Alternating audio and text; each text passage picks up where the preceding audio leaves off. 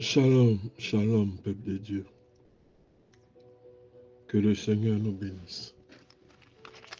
Et que le Seigneur nous bénisse abondamment. Le thème que je veux voir avec vous. Qui est responsable?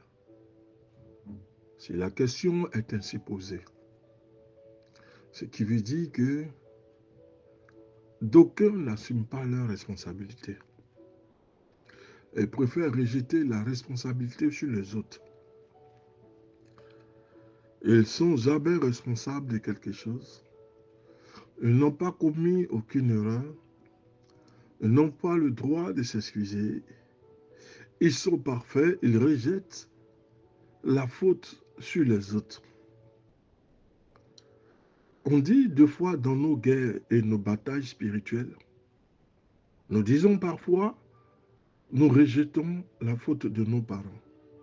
Si nous sommes encore sur le joug, c'est parce que nous subissons les contre-coups des erreurs de nos parents.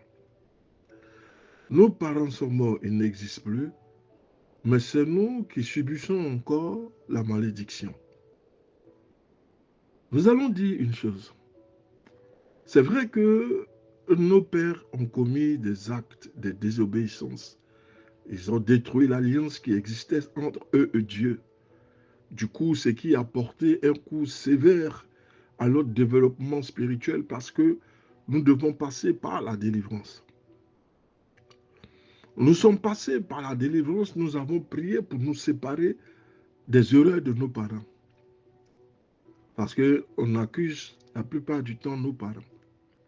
Mais nous-mêmes, les erreurs que nous avons commises, est-ce que nous nous rendons responsables?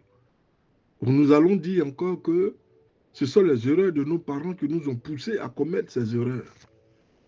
Mais nous-mêmes, nous sommes devenus chrétiens.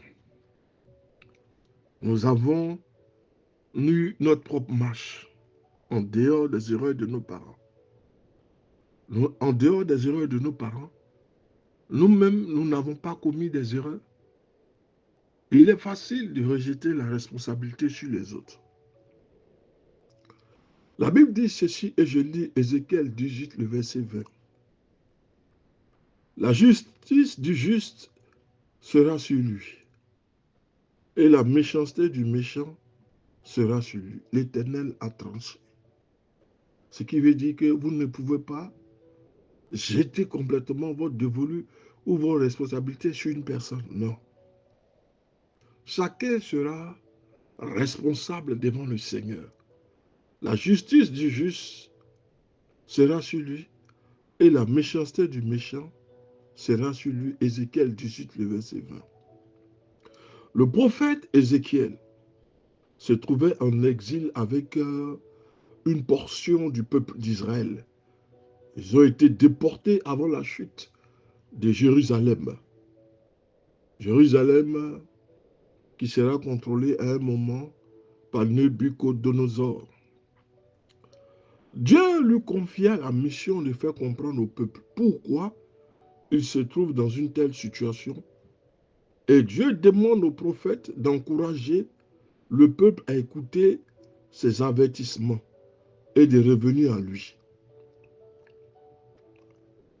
Lorsque, en entrant dans le combat spirituel, lorsque nous combattons, et c'est ce que nous disions tantôt, les erreurs de nos parents nous ont emmenés en esclavage. Nous avons été déportés à cause des erreurs de nos parents.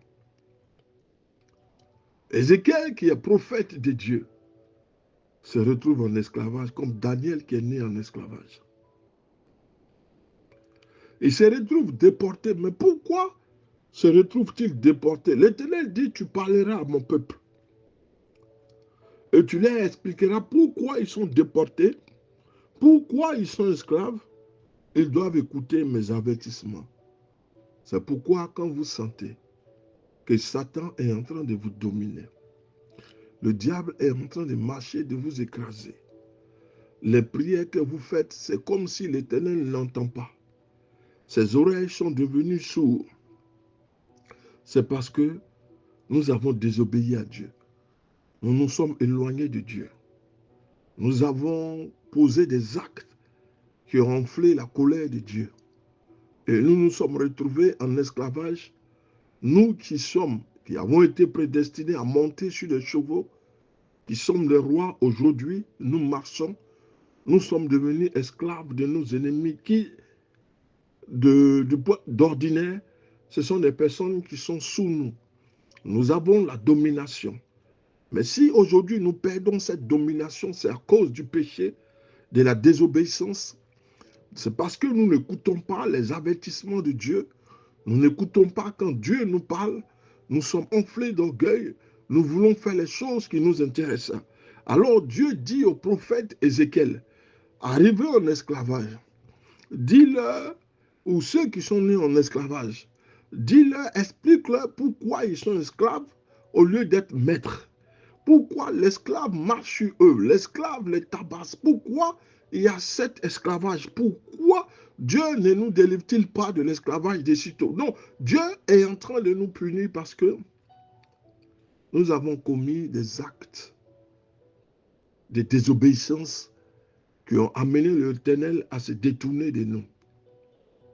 Dieu dit à Ézéchiel, tu vas expliquer la situation à ton peuple. Et tu vas encourager ton peuple à écouter mes avertissements. Et tu vas demander à mon peuple de revenir à moi. Les Hébreux considéraient alors que Dieu n'avait pas été juste avec eux et qu'ils souffraient maintenant à cause des fautes de leurs ancêtres. D'où leur refrain, les pères mangent des raisins verts et ce sont les fils qui ont mal aux dents. Et comme je disais tantôt, on veut toujours rejeter la faute, la responsabilité sur quelqu'un. Si nous sommes esclaves aujourd'hui, c'est parce que quelqu'un a péché. Mais nous ne voyons même pas nous-mêmes nos propres actes que nous posons, nos propres péchés que nous commettons. Dans le cas d'Ézéchiel, il est vrai que beaucoup sont nés en esclavage. Parce que l'Éternel a fait déporter une grande partie. Et lorsqu'ils étaient en déportation, dans toute déportation, l'Éternel met toujours un esclave, un prophète, pour faire comprendre au peuple la situation. Pourquoi, au lieu d'être dominateur, au lieu d'être prince, vous êtes sujet? Pourquoi le diable domine? Vous ne pouvez rien faire. Vous êtes comme lié, ligoté. Vous ne pouvez pas marcher. Vous êtes lié de la tête aux pieds comme Lazare. Vous avez perdu toutes sortes de formes et de dynamisme. Parce que votre péché vous a emmené dans l'esclavage. Dieu dit alors au prophète Ézéchiel, explique-leur la situation. Pourquoi ils sont devenus esclaves? Pourquoi ils doivent écouter mes avertissements et ils doivent revenir à moi? Ils disent, Dieu n'est pas un Dieu de justice. Nos pères, si nous sommes là, c'est à cause des fautes de nos ancêtres. D'où leur refrain, le père mange des raisins et ce sont les fils qui ont mal aux dents. Dieu veut corriger cette impression en leur exposant leur propre péché.